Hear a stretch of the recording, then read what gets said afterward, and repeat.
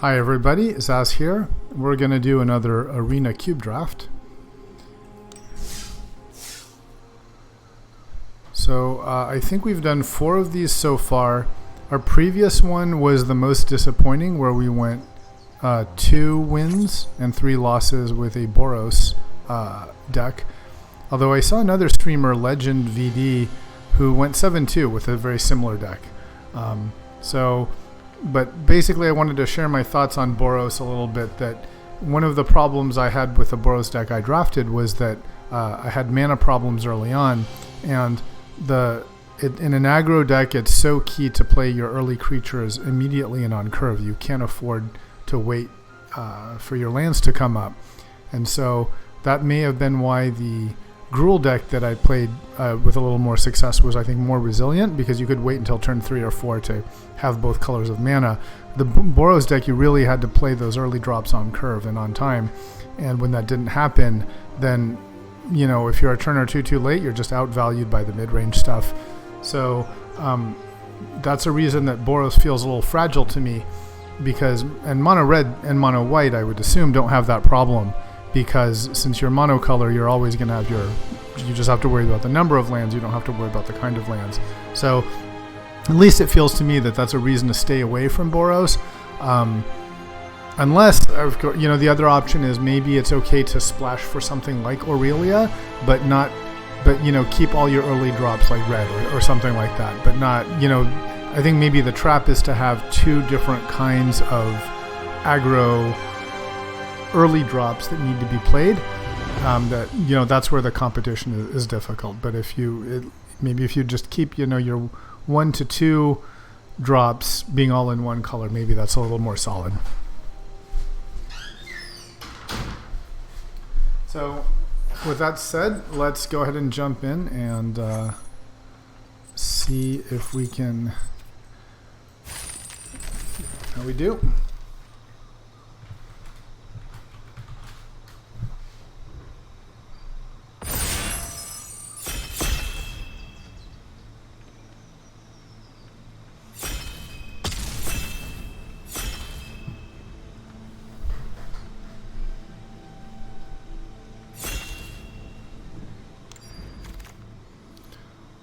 Let's change our view, and so with, I think, my bias for playing red, Lava Coil stands out as a very solid removal spell, the Exile being a particularly strong effect. I'm not super impressed with the Ox, and I think Chandra is perfectly good. I will say, though, that I find the Great Henge is very, very tempting. I think that's the kind of build around just really, really powerful card that can sort of run away with games. So to me, it's between the Great Henge and Lava Coil. I'm going to take the Great Henge, but I think it might be more correct purely if I was just trying to maximize the chance of going mono red. But this is just such a strong card. I'm going to take the Great Henge, and let's see what makes sense from there.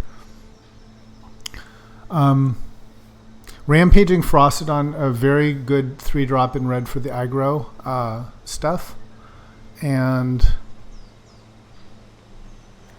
the Wildborn Preserver is very powerful as well, I think, in green. What I like about this card is that it can be played early. It has the powerful. It's early, and yet kind of unanswered, it becomes a gigantic problem. So I like this as well. So the Ferocidon, if I want to renege on my first pick and go red, there's a pretty good reason to. I think I'm going to take the Preserver. And Preserver even has a little bit of synergy with the Henge. So let's see how that goes. I'm quite happy to see Paradise Druid. I think it's a very... the early ramp is very important. Then there's also Platinum Angel, although, Platinum Angel is such a... It's a card that just some decks cannot deal with. There's no way it will wheel, because it goes in so many decks. It is tempting to take that Platinum Angel. Paradise Druid is probably the better pick, but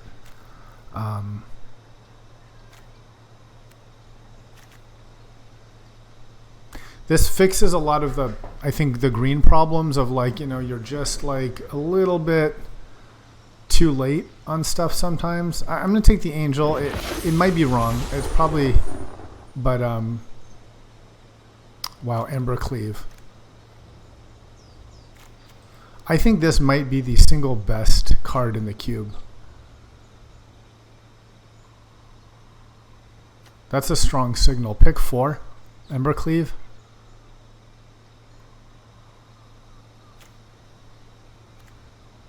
I have to take it. I really think this is maybe the best card. Wow, and Torbran. Two extreme, you know, these would be just pick one. Wow, 1 and 2. This is such a big signal that people are not playing red. I think it's impossible to ignore this. I mean, now I wish I'd gone back in time and taken the Rampaging Ferocidon and the Lava Coil, but I can't ignore this. Okay. Maybe we're just playing red then.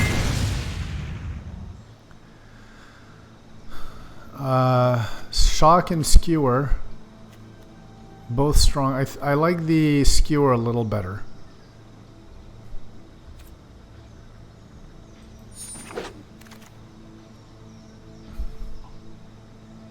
Notice we're not seeing a lot of green cards, so it may be that green is someone else is going for green here. But there's no shortage of red. So Furious Rise, not bad with, you know, like Great Henge, and if we're trying to play red-green. Raging Renner better if we're trying to go for the sort of just straight-up aggro. I'm a little more inclined to go for the Rigging Runner here. And you know, we see we're just not seeing green cards at all, so I think we might have to put the Preserver and the Henge away.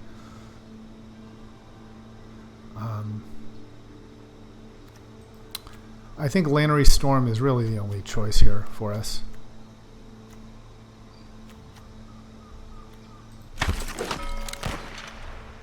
So look, this is our original pack, and you can see the Lava Coil that we considered wasn't even taken, and neither was the Chandra. They're both happy to have both of them. The Chandra is very nice with the Torbran and the Embercleave, actually, and the Lava Coil is great on its own. I think I'm a little worried that we don't have quite enough removal at this point, so I want to take the Lava Coil. Oh wow, and the Ferocidon came back. So we're absolutely in the right colors here. Red Cap Melee, Integrity, and Lava Runner. Lava Runner can be a little pretty mediocre.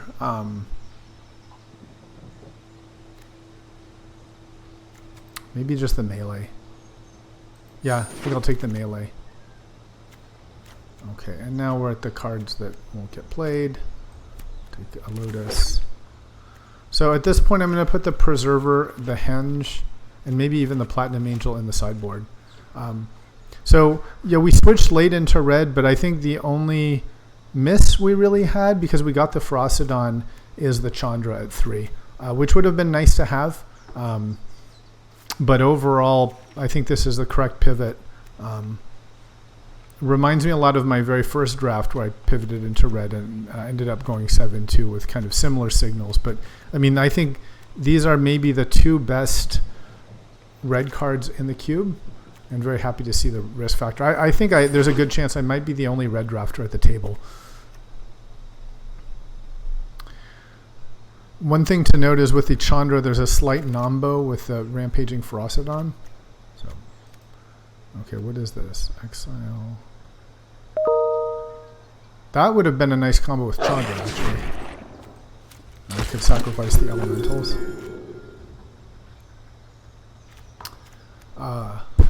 Slaying Fire, I've been impressed by. You know, the 4 damage is a lot. There's a big difference in 3 damage and 4 damage and what gets hit. So I'm considering this.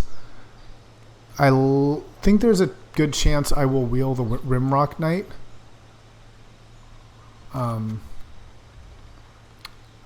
Or the Hellkite. I think I'd be happy with either of those. 5 is a little on the expensive side.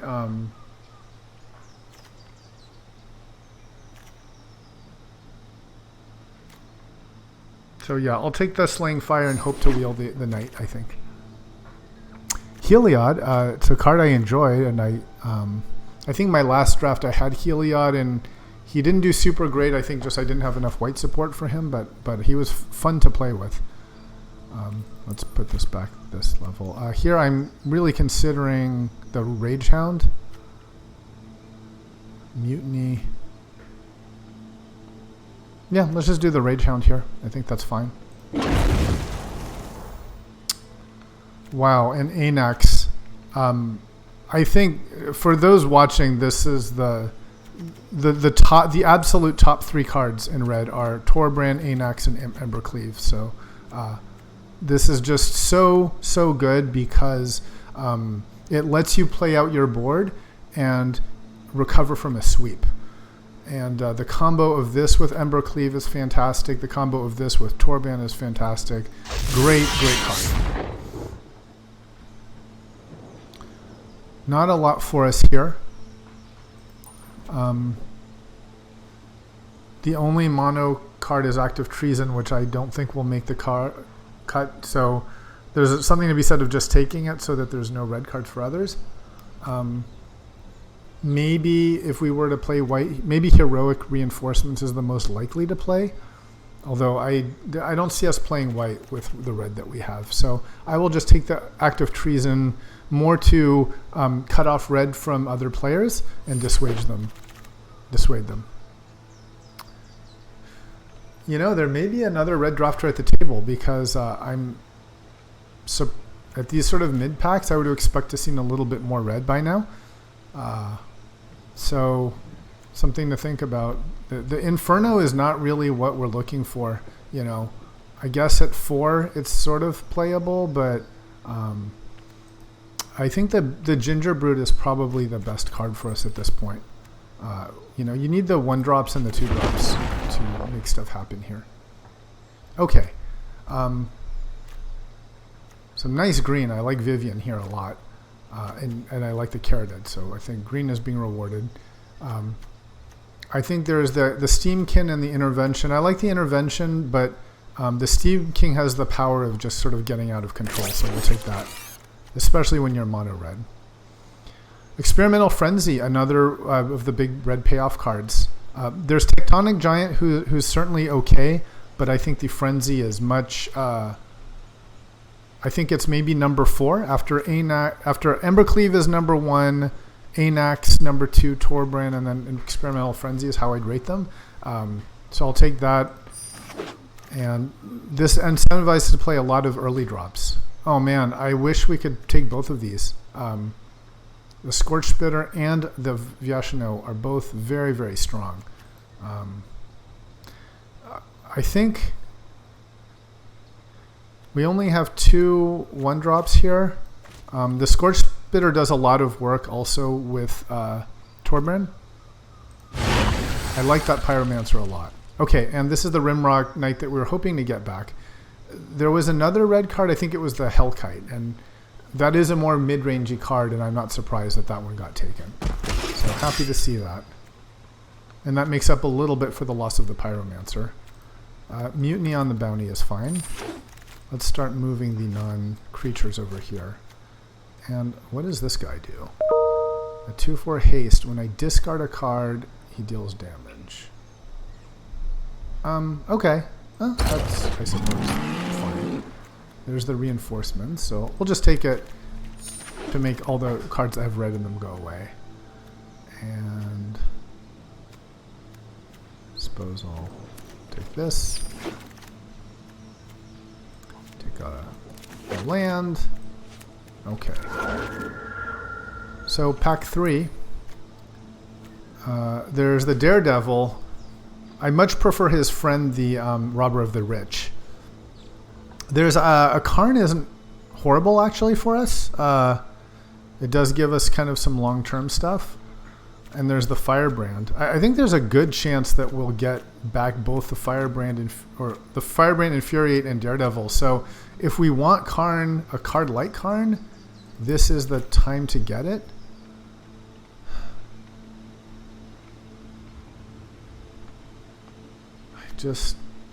I think no, though. I think we should just take the Firebrand, have another 1-drop, and just really focus on what we're trying to do. Wow, Bone Crusher. All of the best red cards. This may be tied with the Experimental Frenzy as the number 4 red card. So take that. Very strong. I feel like we're very close to the nuts red deck here. The only top end red card that we're missing is the Robber of the Rich, and there it is. Robber of the Rich. This card is single-handedly won me games in Cube. Just if you're on the play and play this turn 2, it can just run away with the game. I'd be extremely happy to wheel Shivan Fire, Fire Prophecy, or Light Up the Stage. But yeah, I will not. You know, I wonder. There's a good chance this would wheel.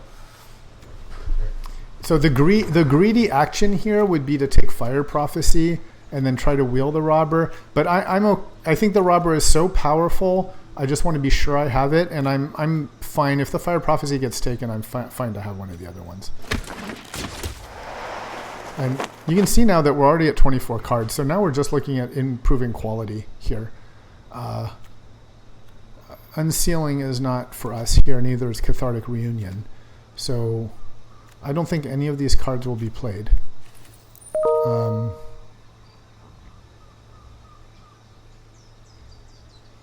Given that maybe the most correct is to take stuff that hurts us, like, I don't know, Krasis.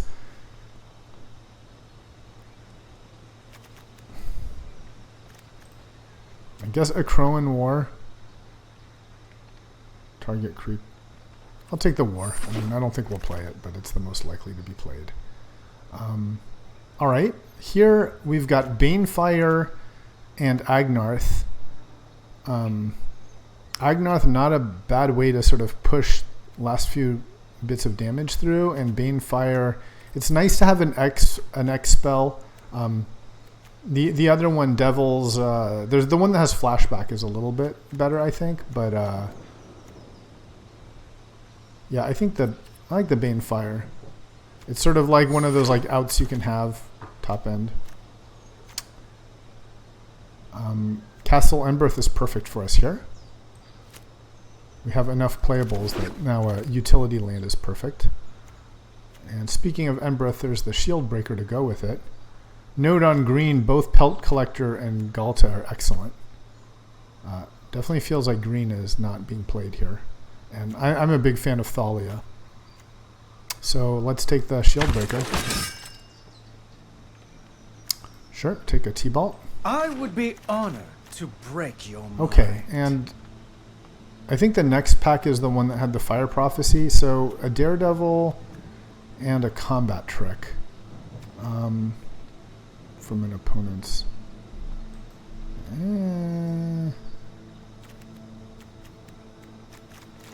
I guess the Daredevil. Okay. Was this not the Fire Prophecy pack? Maybe it's the next pack, but I'm happy to have the red cap. I really like the red cap. Okay, here we go. So Light Up the Stage and Fire Prophecy. Man, they are both good. I wonder if it's the Light Up the Stage.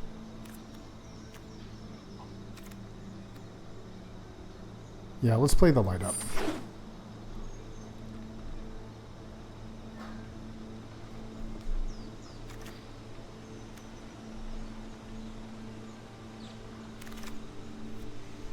Alright, back to no cards being played. We're not playing the War. Let's put this in the sideboard to evaluate.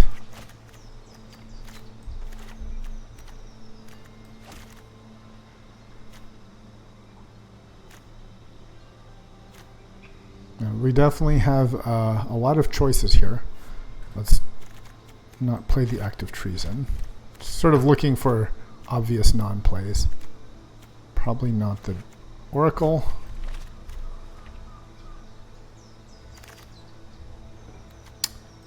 Probably won't play this. I think with this deck, we can probably play 16 lands, I think. Take the hop.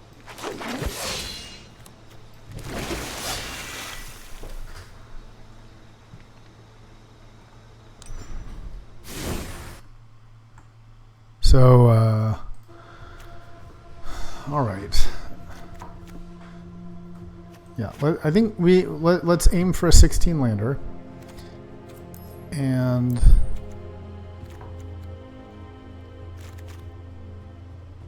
so at this we're looking at, and yeah, put this, okay, there's 16 in a castle. So we have a pretty low to the low curve deck. The only 4 drops are Torbran and Frenzy, and then Embercleave that I would also call a 4 drop. So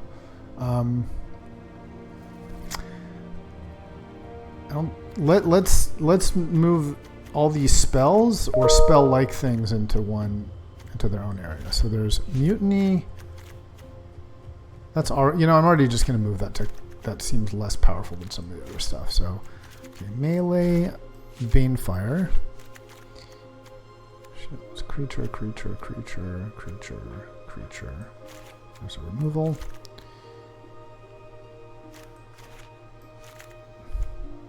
Creature. So that's risk factor, skewer, fire, and yeah, that's kind of a creature, kind of removal. Okay. All right. So if we look at maybe I should move this into the cost piles as well.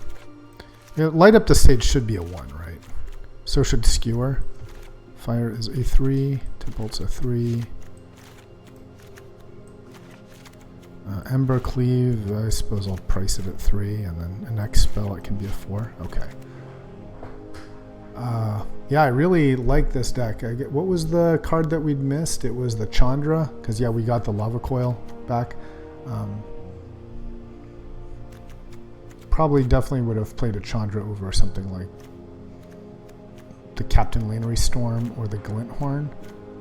So 17 creatures. Maybe we can cut like 2 creatures and a spell, or 1 creature and 2 spells.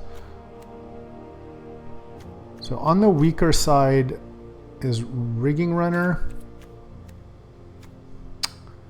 the Daredevil. The reason, I mean, I like the first strike on the Daredevil, but it's nice against, say, like a red deck. But I guess you can think of it as either like a 2/1 first strike, or at like 4 mana, it does something. But I'm not sure about him.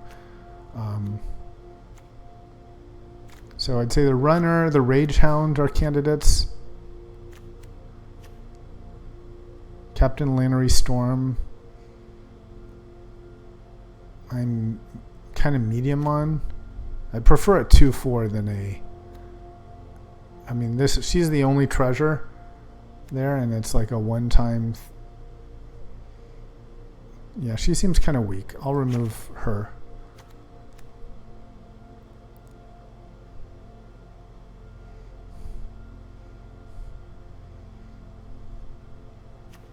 This guy medium on.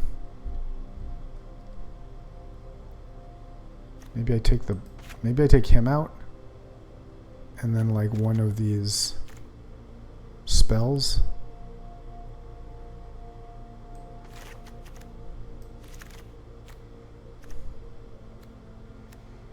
Maybe the red light is the red cap melee the worst.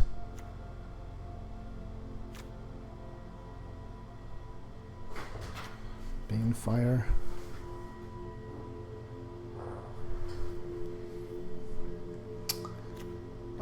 I don't want to go to 40. Often I don't mind being at 41 cards, but here we really just want to draw the bombs. The bombs being Anax, Torbran, and Embercleave.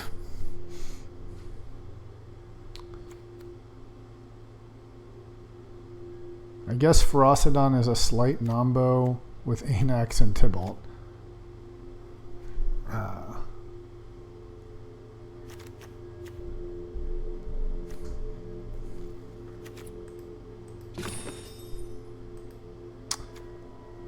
guess it's red cap melee. Or is it risk factor? We'll take out the melee. I don't know if that's right. Alright, let's give this a shot. See how we do.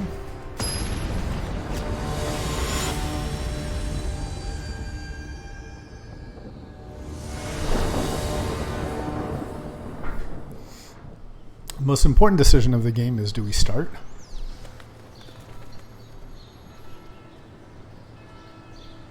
Let's see if we successfully execute on that decision.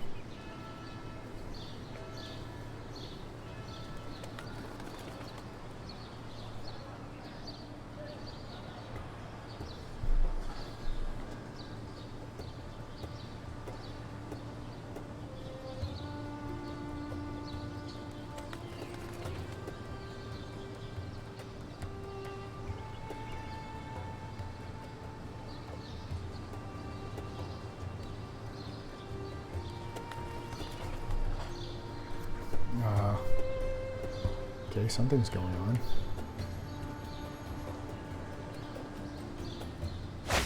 Alright, here we go. Opponent goes first. Well, I think this is a fine start. We've got a Ginger Brute into stuff. We'll keep it. We don't have any removal. Okay, play the Ginger Brute into the Steam King and then go from there.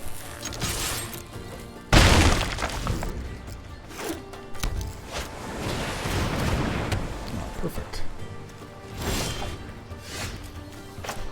So, I think what we do here is we destroy the Mind Stone, and then just for mana efficiency, we pump on the Knight.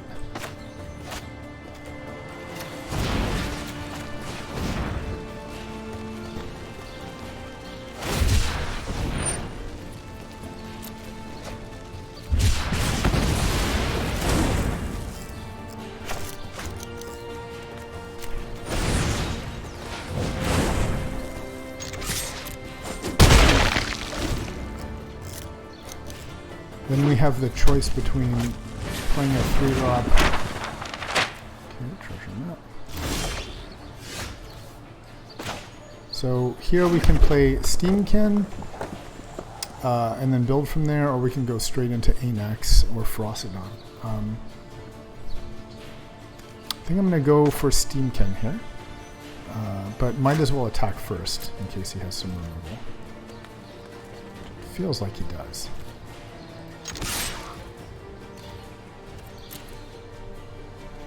That might be an opt or something.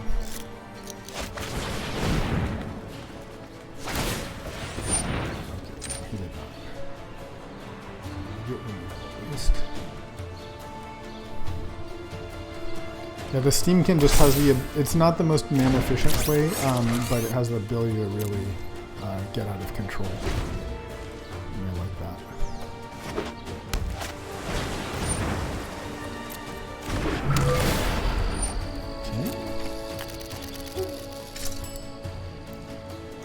Now if he represents untap, if he taps out his mana, I'm probably going to go for the Anax just to give ourselves sweep protection at this point. And if he does have the untapped mana, then if I draw a land, I'm going to go for this and this. Okay. So...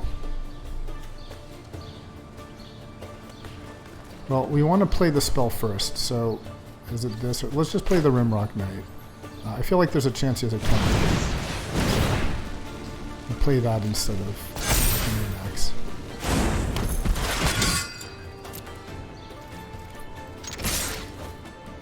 Alright, we let that through.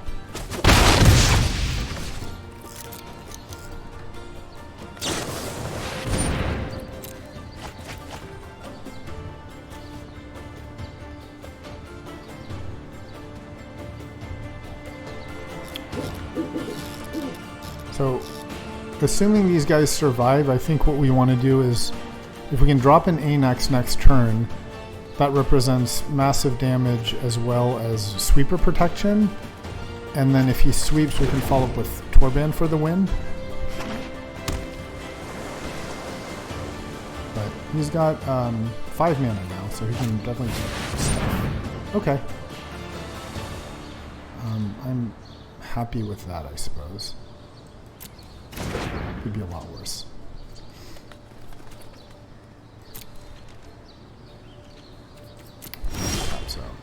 So, Torban not... If we play Torban, then we're dealing 6. I think that's less powerful than the Anax here.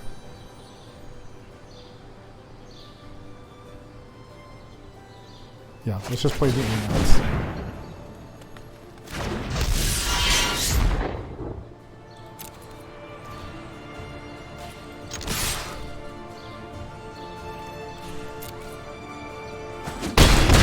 I want to point out how much damage this little ginger brew has done.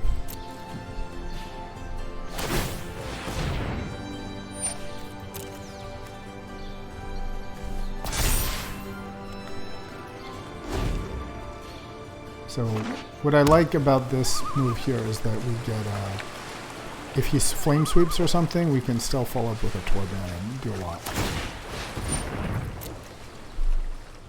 I think that's what makes Anax just such a powerful card.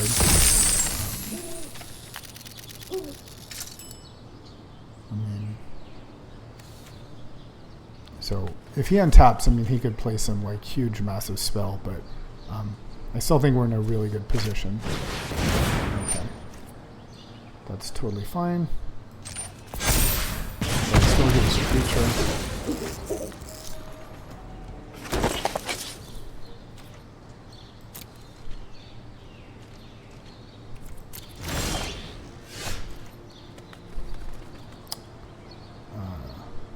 He could absolutely have a counterspell here. But if he does, then it's kind of all he has. And I don't mind making him spend mana on a counterspell because then it means he can't use the Witching Well. So if we play Torban and just attack, I think he has to block the Rimrock Knight anyway, so we come out ahead there.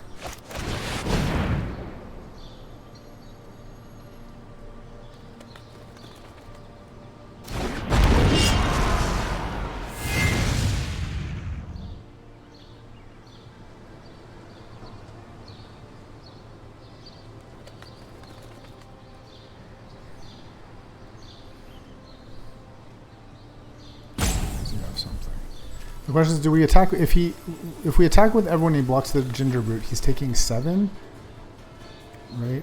4. No, he's taking 5. He's taking 8. So he has to block the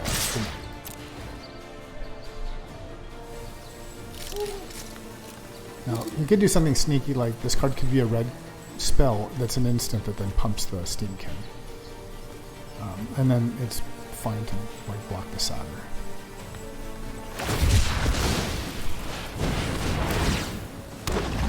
Okay, good. I won 1. Yeah.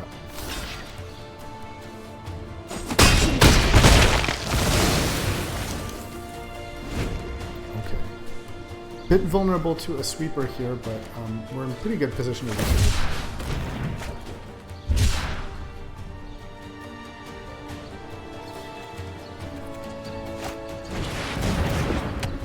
Okay.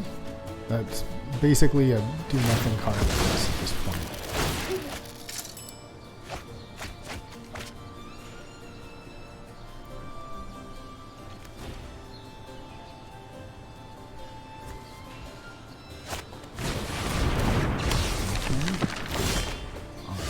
So I think we're fine here. An attack and then Bone Crusher, and that should do it.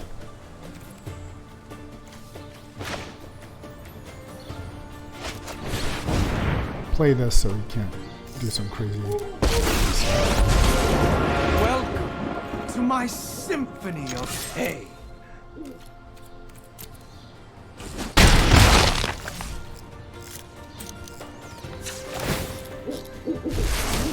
I adore. Do this.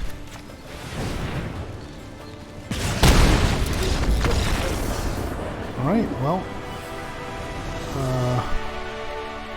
that was probably the optimal deck that we could go up against, since it's kind of like a slow mill deck. So we shouldn't congratulate ourselves too much, but...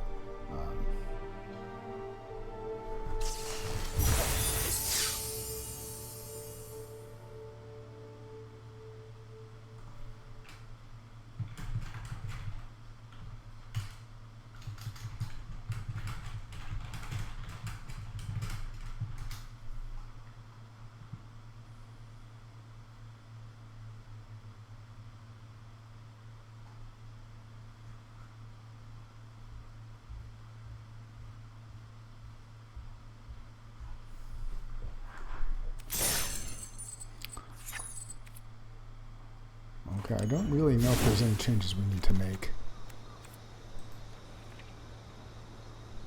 Is there any of these cards we would have preferred? Not really.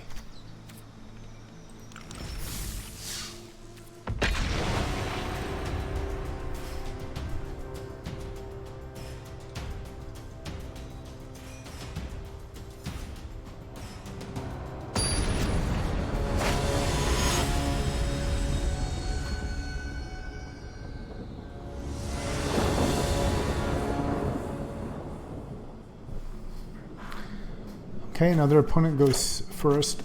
Spitter into Steamkin is a fine start. It would be a finer start if we started first. But, might even be able to get away with a Robber of the Rich, depending on what gets played here.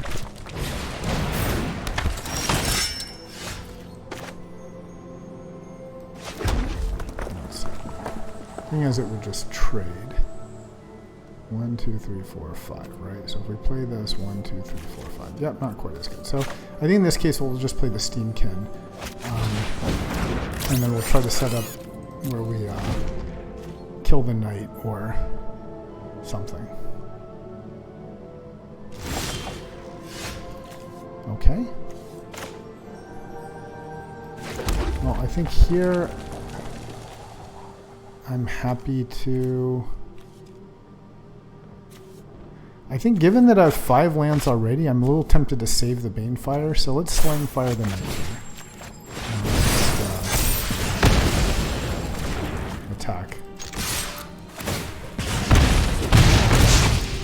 And it's possible that now next turn we can play Robber.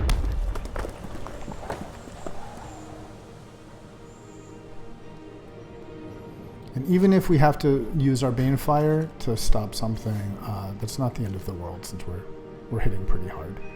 But yeah, the ideal would be we just get to play a Robber straight up and force him into an unprofitable position. Like ideally he like taps out for something. Playing it.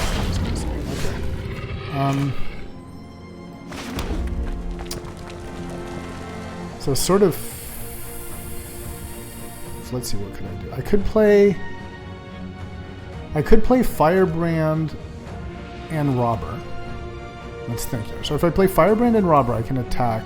Then with the Robber, the Steamkin's at 4 and the Spitter. And if he blocks the Robber, I can kill with the Firebrand. I saw Banefire up. And I think the right play is here. It's just got to be the Banefire this guy. So let's just do that.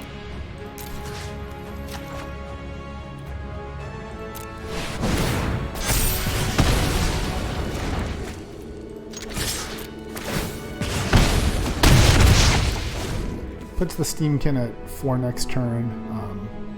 It's pretty scary, and we also have just like Castle Endbreak we can use to pump what we've got. So now we can Bone Crusher this. Stomp that. Wait, hold on. Because when I kill this, he's going to kill the Spitter.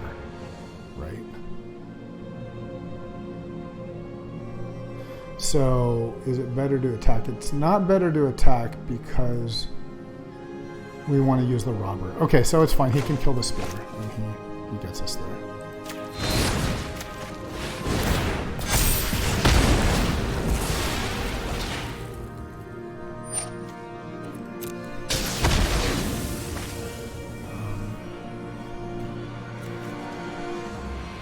It might be worth it to spend my 3 just so I can play Robber and Firebrand? Yeah, I think it is. Let's do that.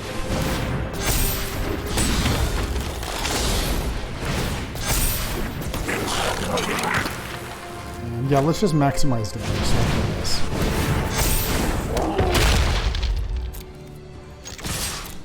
And we still have the 3 mana we can use to spend whatever we want.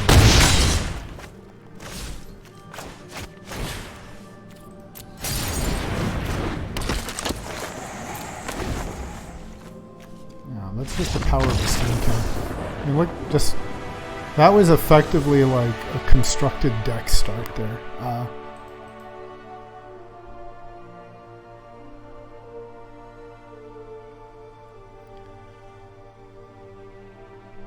And that was even going second, you know.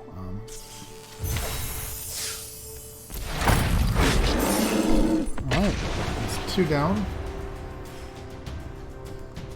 The sort of natural predator to this deck is going to be like a life-gainy, you know, like black-white or green-white or something that's just like a little more expensive. But this time we go first, and we go first with a 1-drop and a Robber of the Rich into Slaying Fire, so that's close to the nuts for us here. Really, I just wanted to just highlight what a strong card Scorch Spit is. Okay, so now we're going to do... now it's a bit interesting. You know, there's an argument to not play the Robber because he could have Shock. And instead play the Firebrand and Red Cap.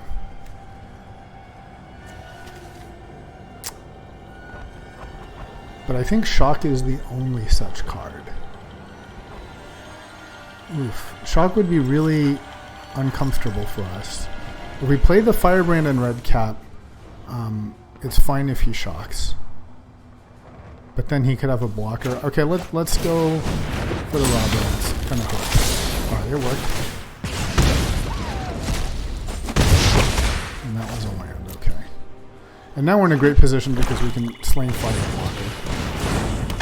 That guy can't block, right? So effectively not relevant.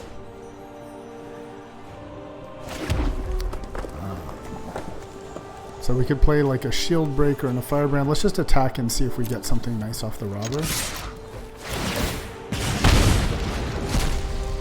We got nothing.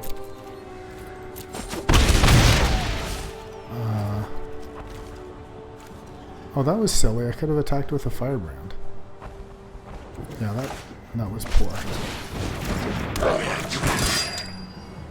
Okay, that was a mistake, but I think I still want to keep this in case he has an artifact.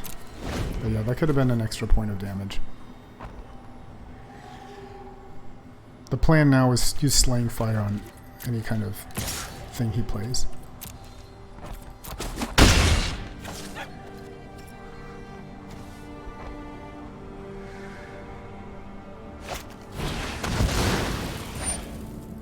Okay. There's not much we can do about that.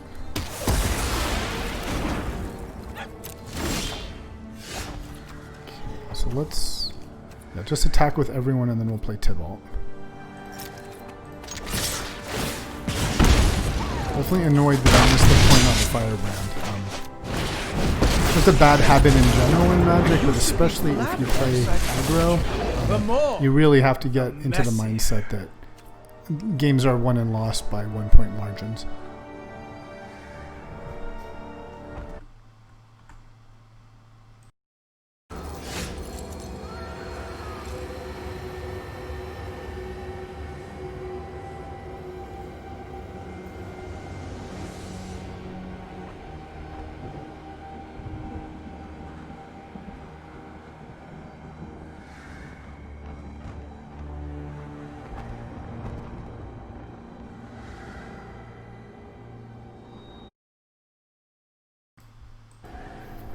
Alright, sorry I had a little break there. So what did he do? He Spark Harvested. Yeah, I guess let's just attack and then see what we have, right? We have no hasters.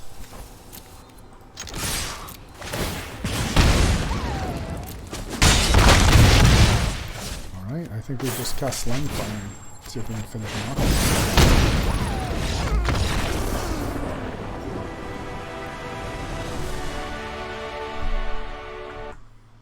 Okay, that's 3 in a row with what's very close, I think, to the, if not the, I won't say the best red deck I could have, but I would say some of the most powerful red cards one could have. Yeah, don't feel like there's anything really that didn't perform. I thought I cut the Raving Runner. Did I keep him? Maybe I took something else out. And those early drops really performed a lot. You know, they do a lot of early damage. Really makes a difference when you have a 1-drop that's attacking and then you're killing stuff versus when you know, the position you don't want to be is like do nothing turn 1 and 2, and then you have a handful of removal and you're sort of trading cards 1 for 1, which is fine for the opponent because you're putting no pressure, and then they can start playing like 4 drops and then you're in trouble. So these are very important, even if they don't seem that good, you know. It's funny, we haven't had almost none of our, I guess Embercleave hasn't shown up, Frenzy hasn't shown up, Torban has, and Anax have. Maybe Tibalt was kind of on the lower power side of stuff, but yeah, overall I'm pretty happy with this. I think, you know, going back to that very first pick, I would, instead of a Tibalt, I'd put the Chandra, if we could have had her.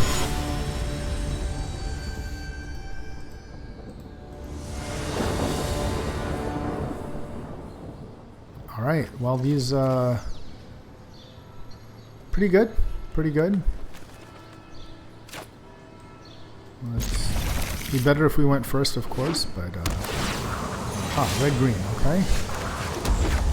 This can be hard because they have removal for our small stuff and then can just play, like, large creatures that are very hard for us to deal with.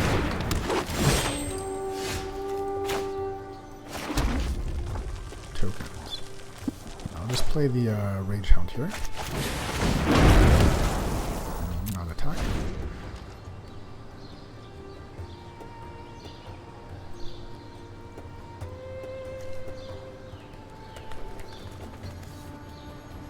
Okay, that's super awkward. Basically the worst thing for us there. Okay, well, not much we can do about that. I suppose what we could do is play a Robber of the Rich and block and sort of just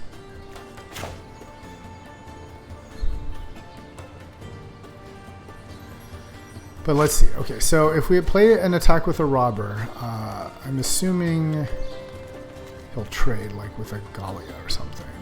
So we'll end up with just a Ginger Brute, and he'll have a Grim Initiate and a Woodland Champion.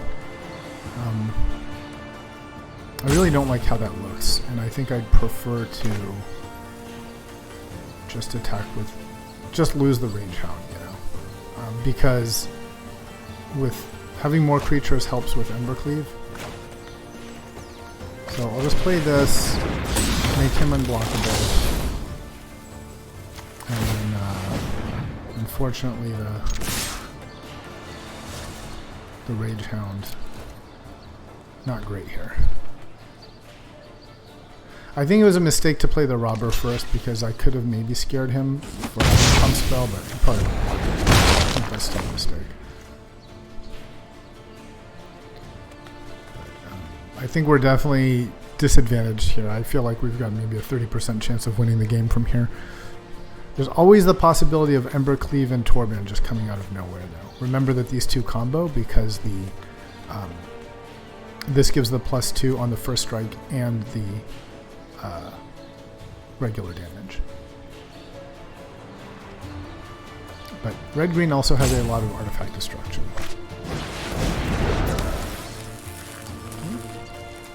Phoenix.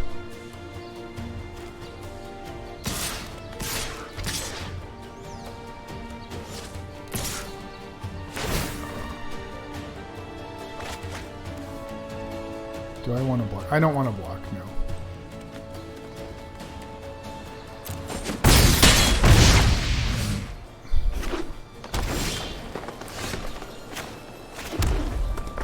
So, I think it's...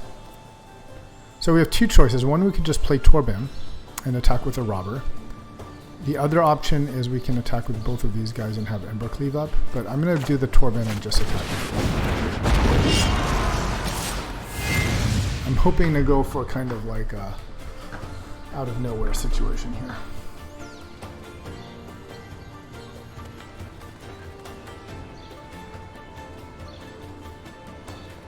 There's a giant growth on the Grim Initiate. I'm in big trouble.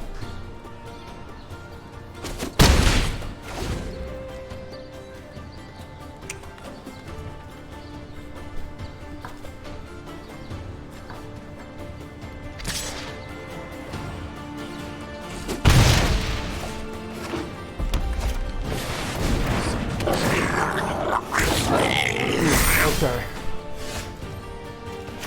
And that can basically kill my armor, so...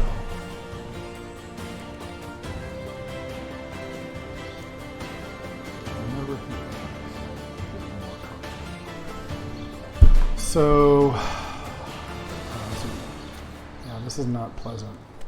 So there's no way to activate the robber because... Well, no, I guess I could. I could play Spitter and Shield Breaker and then just attack with a robber and hope to get something. I think I just want to make the Ginger Brute unblockable and then Embercleave.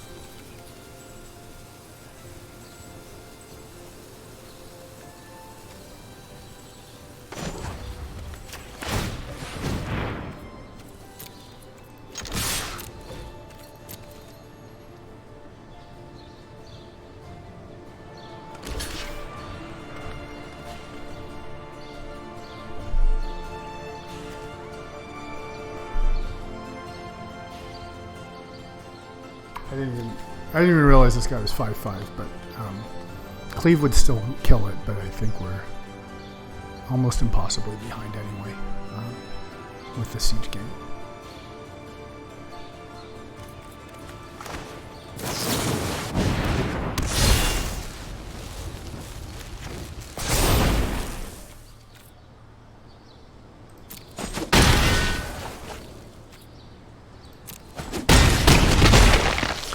There.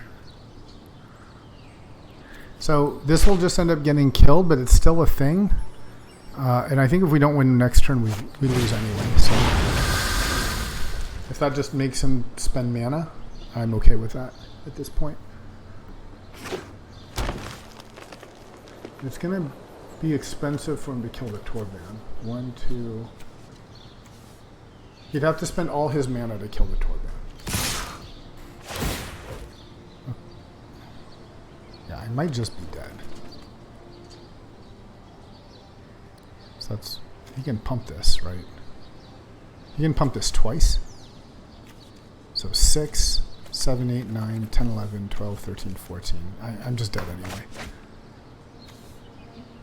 So I'll block this, but I'm dead on board.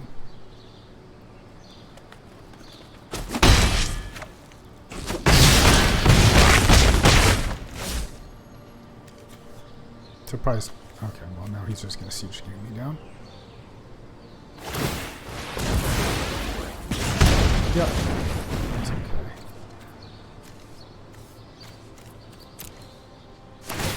So the Rage Hound definitely was poor here. Yeah, early first striker is basically the worst possible thing it can see. Let's take a look at our deck if there's something better to replace it with. I don't know if it cost us the game, but we don't have other 2-drops.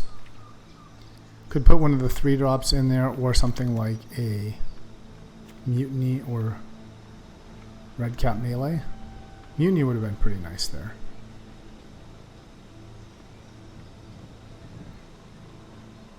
I'm going to keep it. I'm not sure if that's the right move.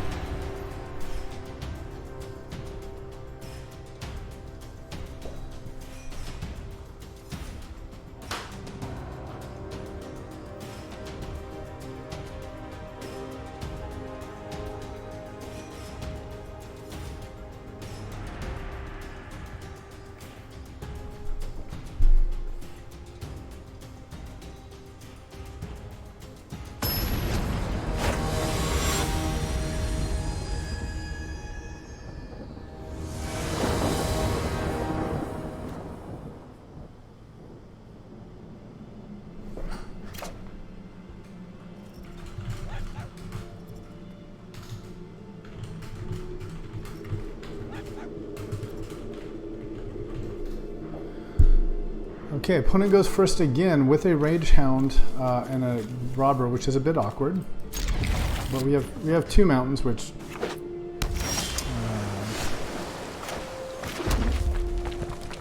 very nice to have a 1-drop at this point. Now, if he represents 2 blues, if he just plays 2 blues, we'll play the Rage Hound because that's fine. If that eats a counter, you know, at least it can escape.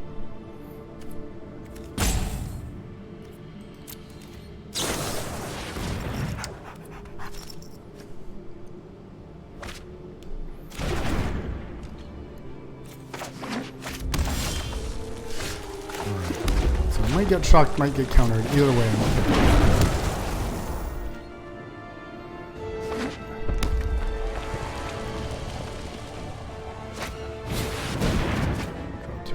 Okay, well, that lets us play Robber of the Witch. So,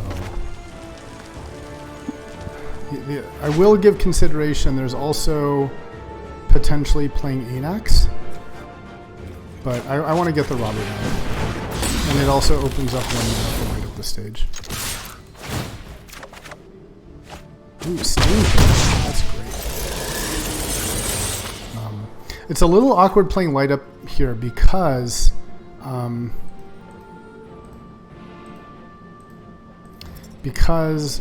if we play the light up and we just get kind of cards, then we have to choose between those cards and Steamkin. On the other hand, I really want to get a land, so I think it's worth giving up some efficiency in order to just get a land that we can play for sure.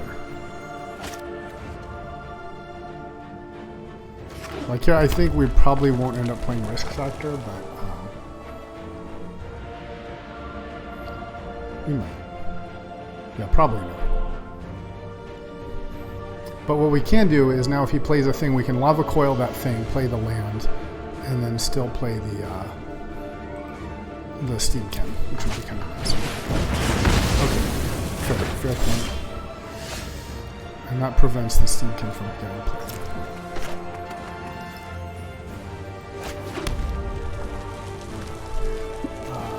So here do we go for the cards? 1, 2, 3, 4, 5. We end up with 8 cards. No. I think that's not right.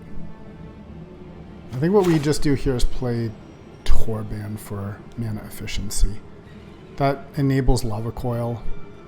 Well, actually, maybe it's better to play Anax and Scourge Spitter. What's nice about that is if he has Storm's Wrath or something, that lets us escape from that. Yeah, I think that's better. So I'll play the Anax first, that way if you have a shot.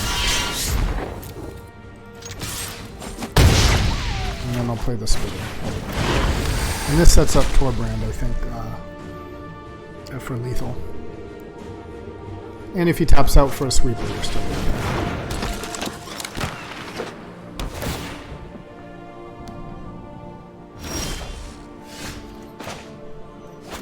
So I could Lava Coil this thing. I think Torbrand's just the way to go.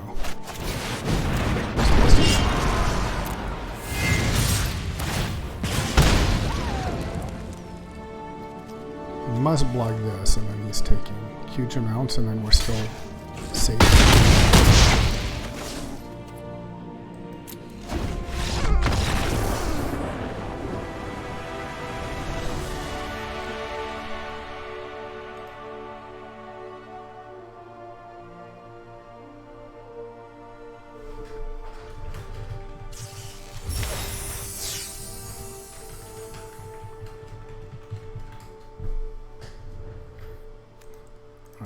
take a quick break and I'll be right back.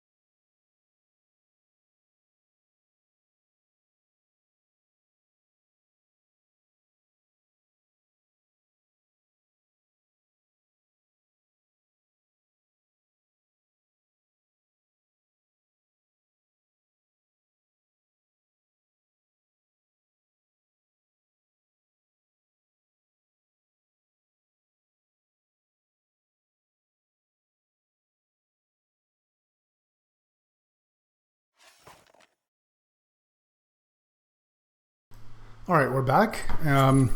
So we're 4-1 so far. Let's see if we can make it all the way or how far we can get.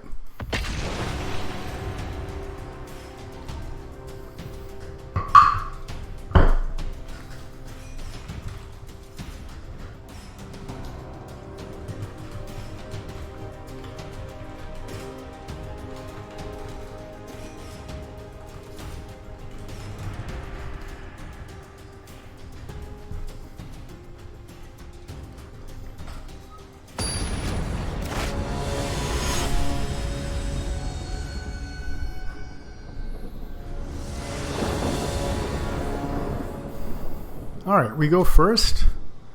A little awkward. We have to make the decision. Do we play the rigging runner as a 1-1 for 1, or do we just go on turn 3 as a 2-2? I'm going to play it as the 1-1 because then there's the possibility of Embercleave. But, you know, we might get bricked by like a 1-1 first strike or something.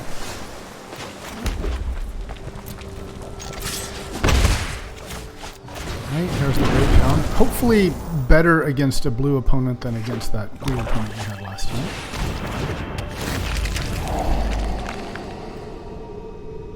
Copy. Yeah, here I like the Rage Hound. And ooh, Gingerbrute. Great. That almost enables Embercleave. So what we'll do is we'll just play the Gingerbrute, make him unblockable. And I'm just going to attack with him and not the runner, because I think he'd probably just block at this point, and I don't really see what we're getting out of it.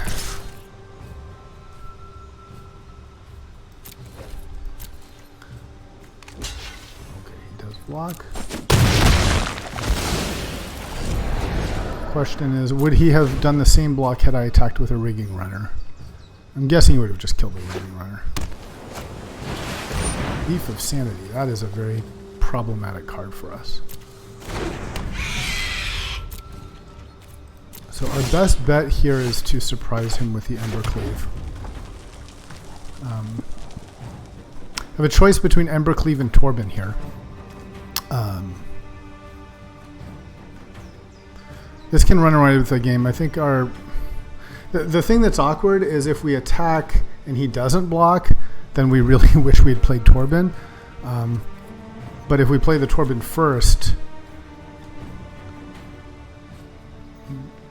then we just can attack with a rigging runner. I think we're just going to attack. See if he blocks. Maybe that's wrong. Maybe it's better to just play Torben and attack with a runner. I don't know. Okay, he didn't.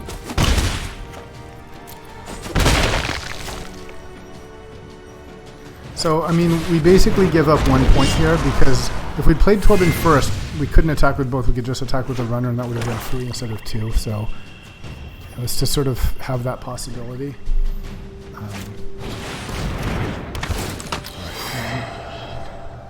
Ooh, Massacre Girl is going to destroy us. So, we don't want that. A face down and a face up. Okay. Alright, let's see what he takes. Okay, he took the 2. Yeah, Massacre Girl would have been ruinous.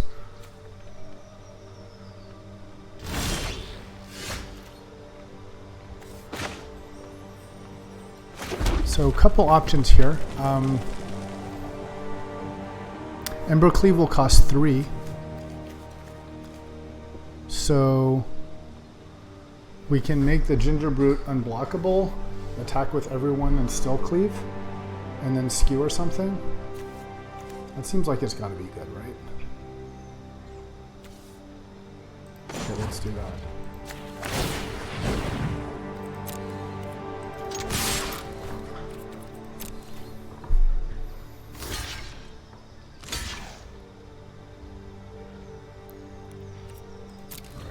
Cleave.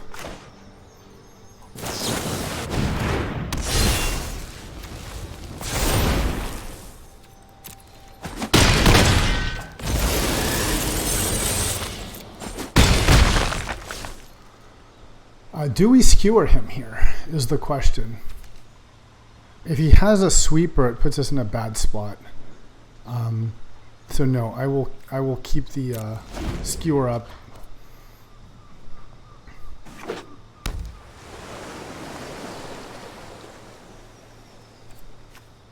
He doesn't have quite enough to flash in the Dream Eater.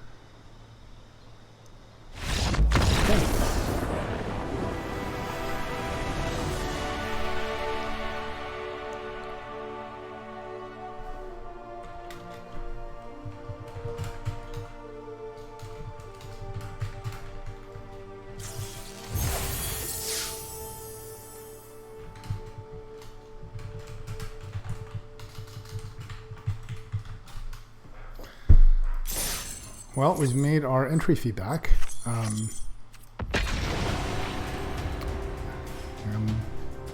I guess we're about 50-50 for going 7-2.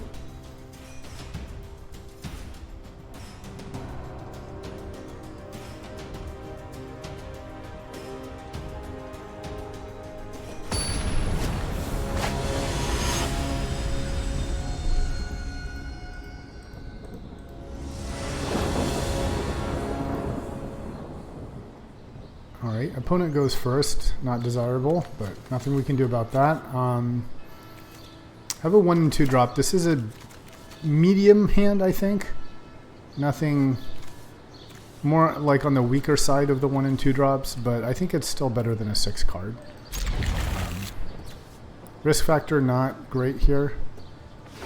You know, maybe this card is just not good enough. I don't know. I don't like seeing black-white. I can have a lot of like afterlife and death test creatures that are just problematic. Yeah, I don't love our start being a 1-1 and a 2-1. What are you gonna do? Okay, and that's not even something we can really kill. That is annoying. Alright, I'm just going to play this, and then hopefully we can skewer something, but this feels... You know, that was a mistake. I should have attacked with a red cap, and I could have threatened to trade. Yeah, I messed that up.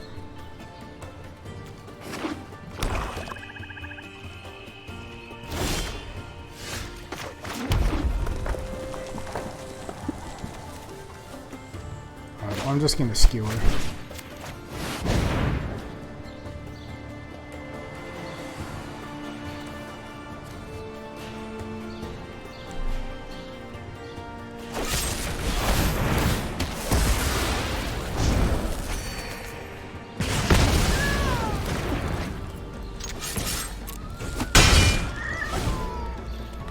Don't love having my opponent at 4 land and he's at 21 life and I have a 2-1. This feels pretty weak. Yoosh. Yoosh, yoosh, yoosh. Okay.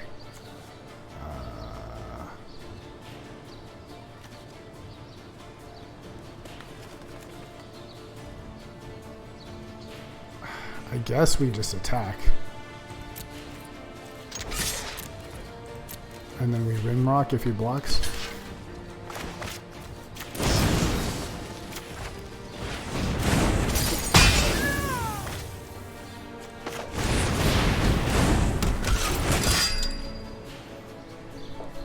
Yeah, I think we're not looking good here.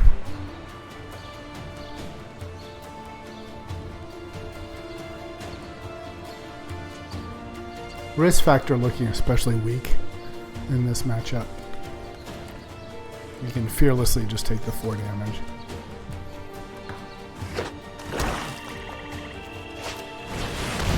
Oof. Oof. That is very, very brutal.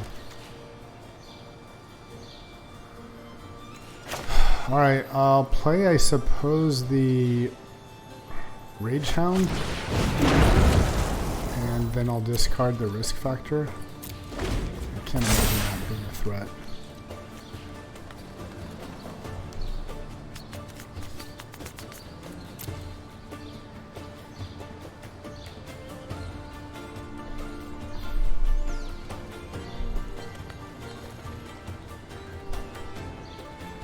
You may want to just take this out and replace it with something else.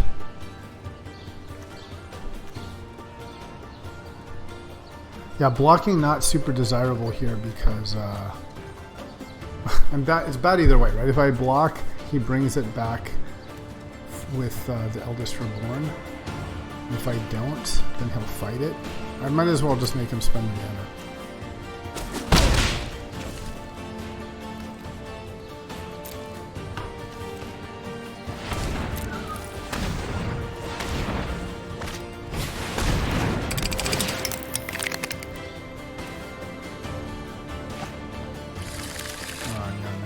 Now this will have to attack and he'll block with the Surveyor to get attack. At least I can shield break here to get one hit in. It's not much.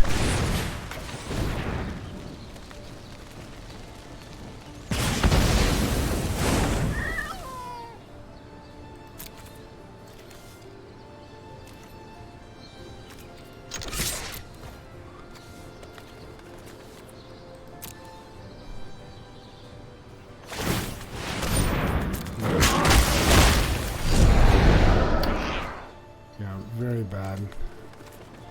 I can bring back the Rage Hound. Maybe I should just do that. And then I can still have the risk factor. No, I can't. I can't even afford the buyback, so...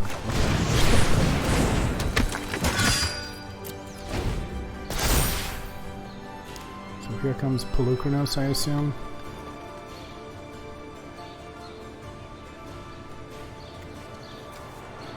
Polukranos, and he hasn't even played any of the 4 cards in his hand.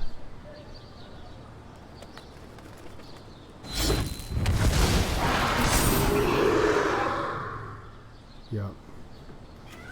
The Value Town, we just took a ride, dragged through the streets of Value Town. Back in the old Magic days, this color combination is called the Rock. Black green. Just like mid-range value. I don't even know what the white's for. Yep. Go ahead. Yep. I grow bored with this fight.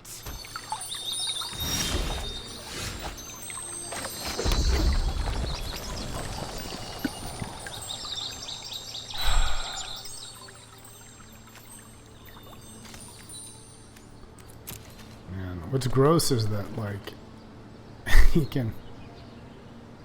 he's basically close to escape on it, too. I think the only play we have is to bring back the Hound. So. I mean, the other option is to, like, shoot down Vraska with Banefire. We're just getting our teeth kicked in with Polukranos.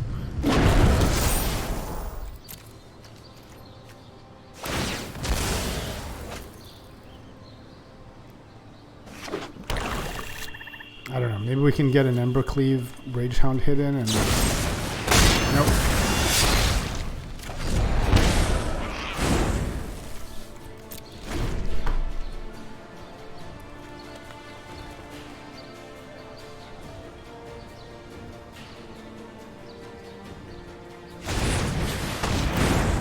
And lifelink just on top of it. The ends justify.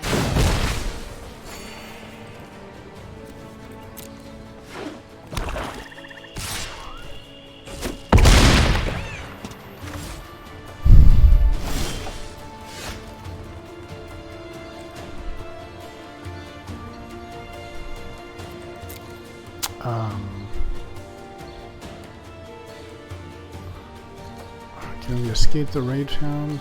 3. I guess all we have is escape Ragehound and play Firebrand.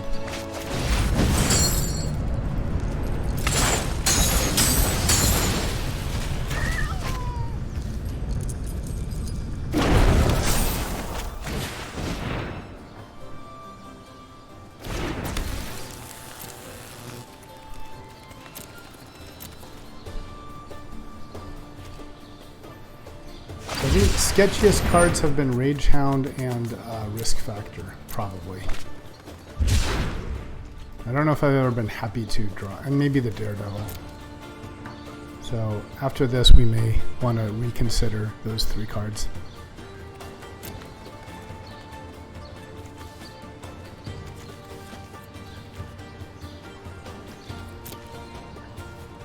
I mean, Daredevil here with a Mythos wouldn't be bad. So, I guess we shoot Vraska.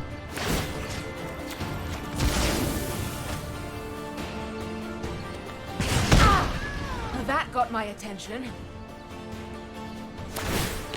Sometimes sacrifice is necessary.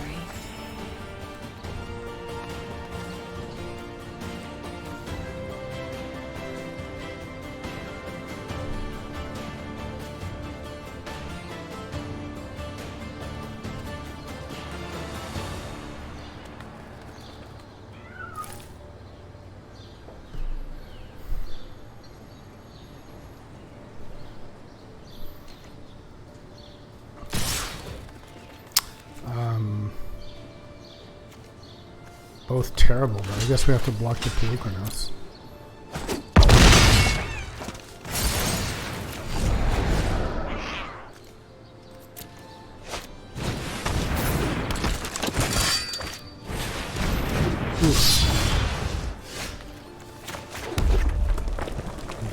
Got nothing here. I guess the only play we have is to Banefire. You don't even want to Banefire Polukranos, it'll come back, so Banefire the Murderous Rider, I guess. Maybe just Banefire Vraska and pray for something.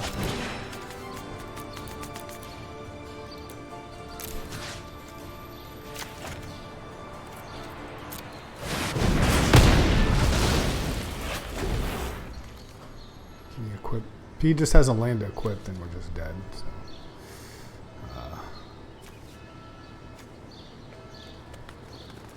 I don't think we have any outs anymore. Oh, because it's equip legendary. All right, I guess the only play was to blow up the blue cards.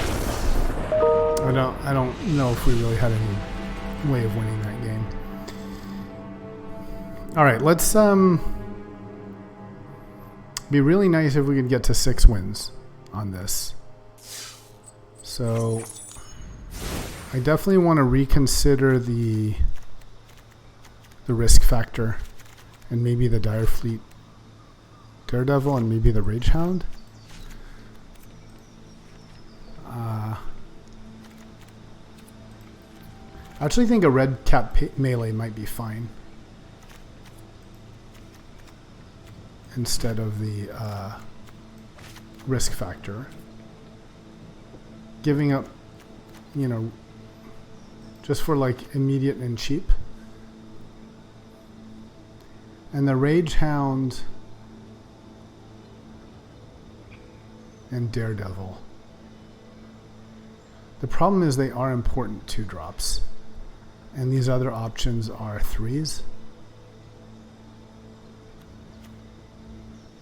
But at least this guy is better at 5, whereas this guy... And it's tough. They're both kind of situational, you know. This just seems underwhelming. Although it is, you know, she's kind of ramp whenever she attacks. Could get there with Embercleave. Okay, I'm okay to do a Captain Storm here. I don't know if that's good, if she's better or not. So maybe take out the risk factor, and then take out, I guess, the Rage Hound. Okay. All right, let's try this.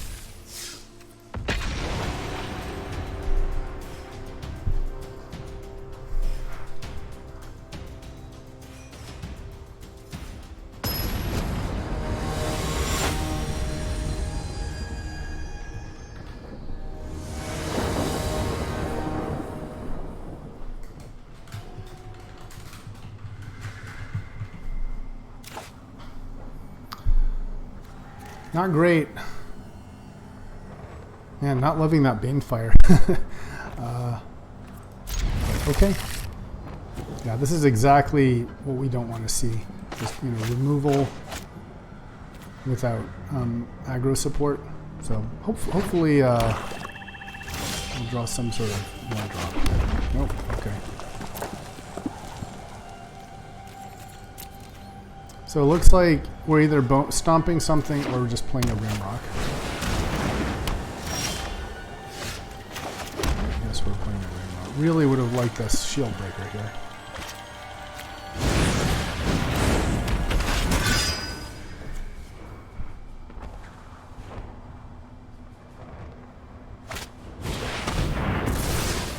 Okay. Well, here is the captain.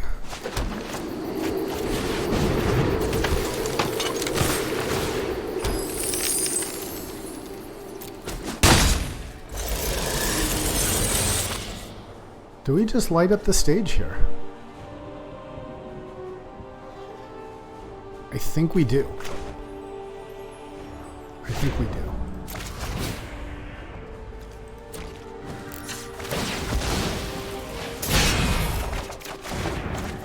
Okay.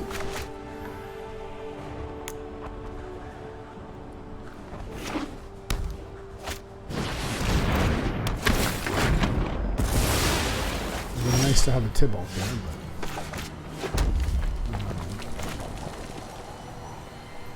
this will be nice because it'll give us, you know, some protection against edict effects. My friend is here to help your pain. Yeah, overall, we're looking at a pretty underwhelming board presence here.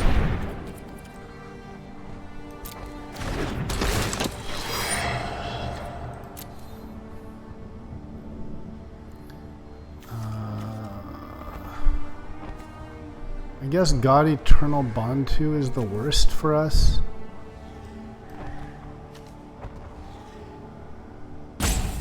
If he wants to play a Sphinx, we can blow it up. And we can stomp the Spectre.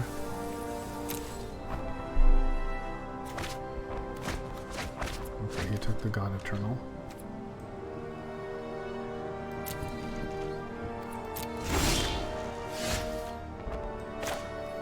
Okay, can we do anything with the Daredevil? We can. So it looks like we can play a Daredevil. We can play a Daredevil and then get a Chainer's Edict and kill his Oracle.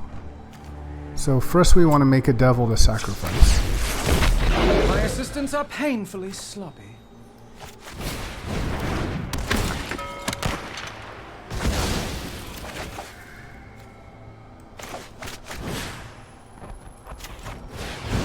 Oh, I got it confused with Innocent Blood.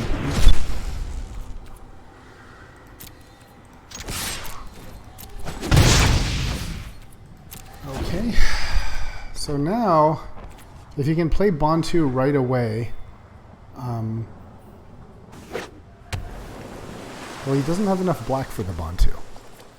That is fortunate for us.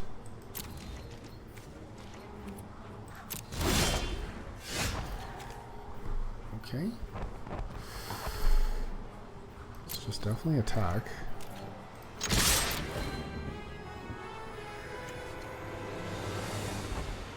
Then we'll have a Rigging Runner. Glad to see that, because that hurts his mana development.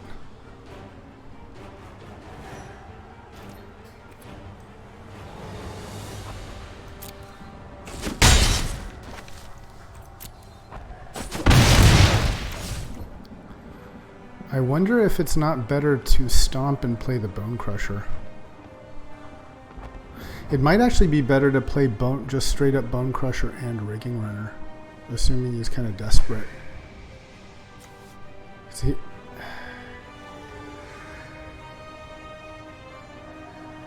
the thing I don't like about that is if we play that, then if he plays the Bantu, we don't have a good way of dealing with it. Well, no, can we? if we play Bone Crusher and Rigging Runner, can we still Banefire and melee him? We can.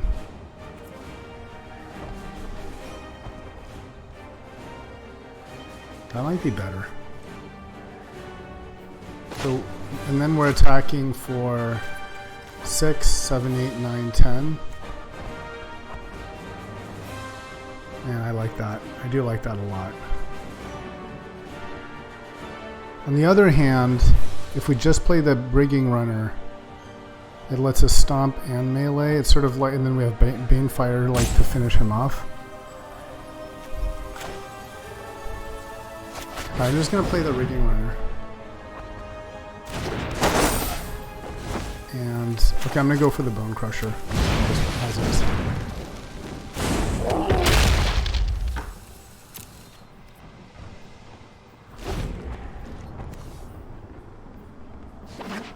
Okay, so here's the swamp he's gonna play.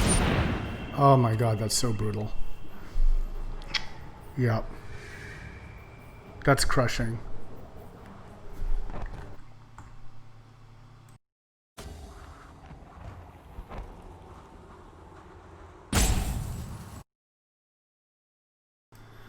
Yeah, that's probably game losing for us now. I didn't even consider that. I sort of immediately assumed he was going to play Bantu. I think if we'd instead played the Rigging Runner and kept Stomp Up, then we'd have some follow-up, but yeah, this is really bad for us.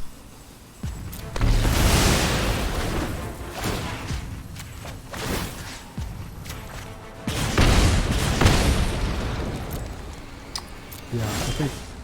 Okay, well, there's a Ginger Brute. Who knows that? Might do it.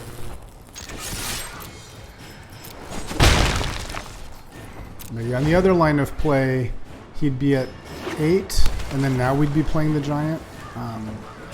Much better position.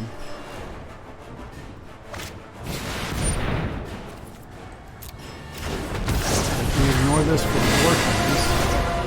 Let's see if we can just Bane... I think our best bet is if we can just Banefire him out at this point. Ooh, there is a Robber of the Rich we can play.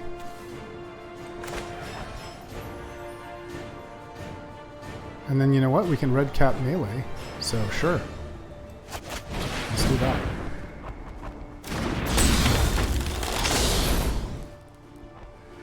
I wonder if I just attack and keep this... So if I attack... If he doesn't block the Robber and he just kills the Ginger Brute, that gives us a better chance. Now, you know what? Let's just make this unblockable. And then we'll have...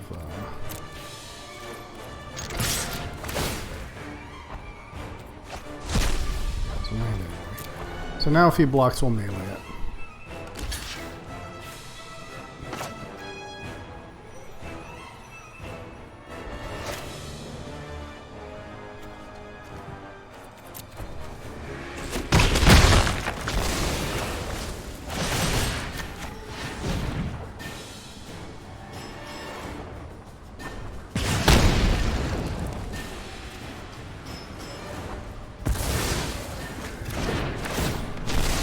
Of course, the sacrifice lands a bit awkward with Banefire. Alright, he's got a Hypnotic Spectre.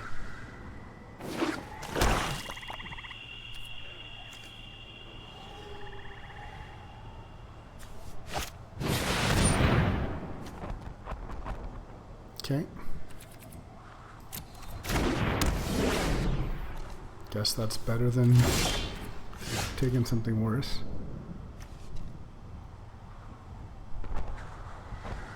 So I still want to play this and just attack.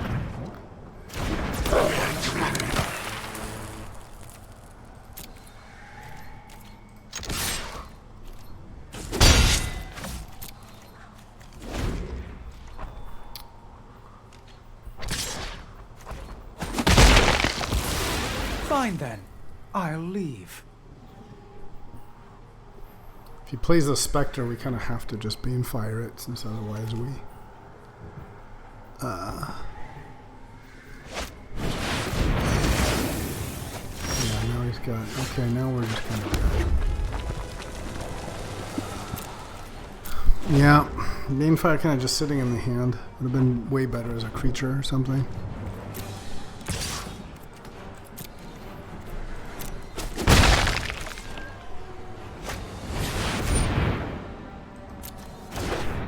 Yeah, that's pretty much GG's.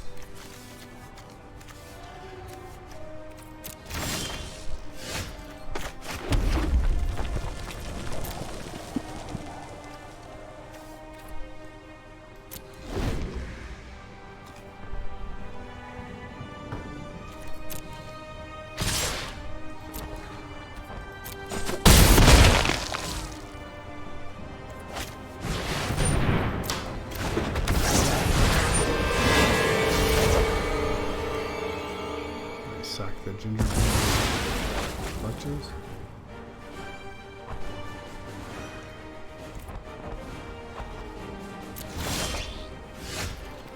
Basically all we can do here is Banefire the Bontu.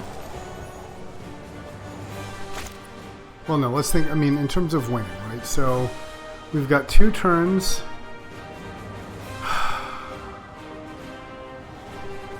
So we could Banefire him for 6, bring him to 8.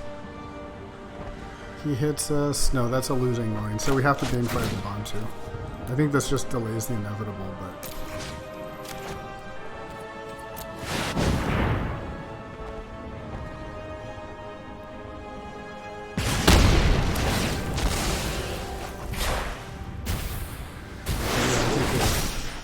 we are done.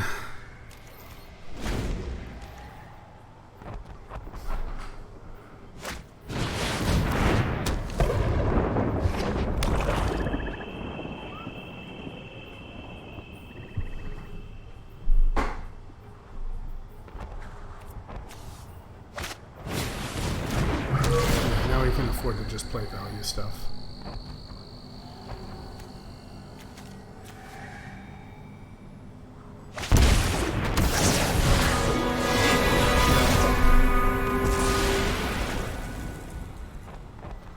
Yeah, I think we have no outs here. The end will be merciful from Gotta Turn the Bontu.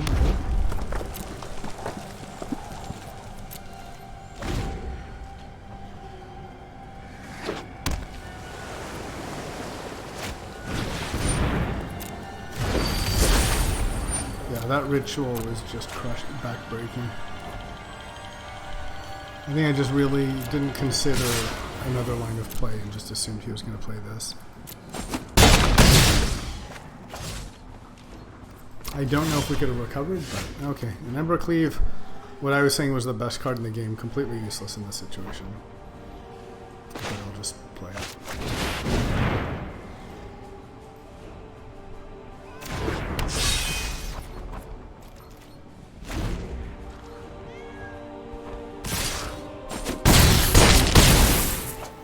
Alright, well played to our opponents. Would have liked to see this deck get to 6 wins, I think. Really felt like it was close to the best red deck you could get, but I can't complain about, you know, getting 5 wins. Let's see what we get as treats. We get a Forebear's Blade. Creature dies, okay. And 300. Alright, well that's it for our draft today. Thank you all for watching, and we'll see you next time.